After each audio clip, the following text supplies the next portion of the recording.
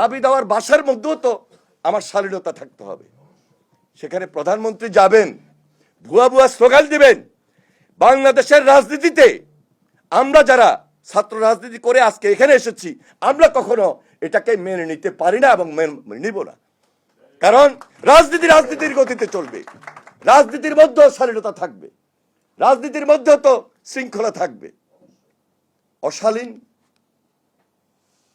এগুলা তো আমাদেরকে হিসাব নিকাশ আনতে হবে। আমরা দেখলাম গতকালকে ঝিনাইদহে গেলেন নাসির উদ্দিন পাটোয়ারি।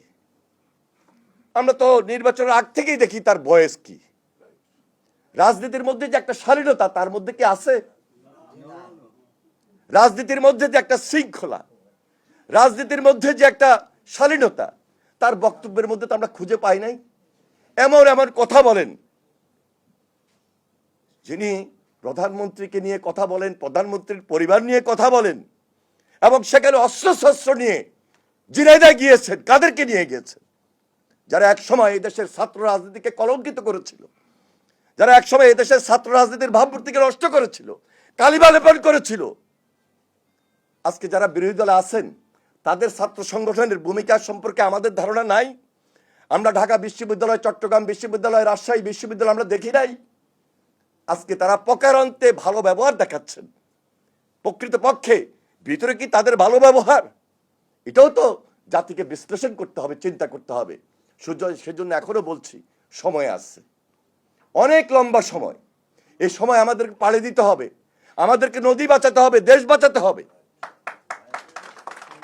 আমরা এই বাংলাদেশকে নতুনভাবে গড়ব, সে ওয়াদা করেছি, সে শপথ নিয়েছি, এবং সম্পৃক্ততার কাজ আমাদের তারেক রহমানের নেতৃত্বে আজকে নতুনভাবে শুরু হয়েছে।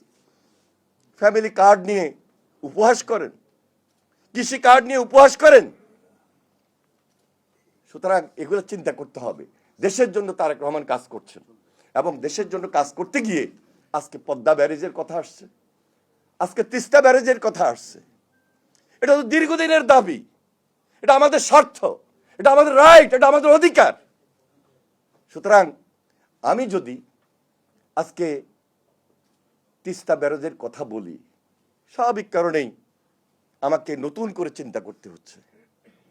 কারণ প্রকৃতপক্ষে তিস্তা ব্যারেজ নিয়ে যা যা কাজ হওয়ার দরকার, এই মন্ত্রণালয়ে গত 3 মাস আমি কাজ করার পর দেখছি প্রকৃত কাজটা এখনো সমাপ্ত হয় নাই, করেন নাই, পারেন নাই।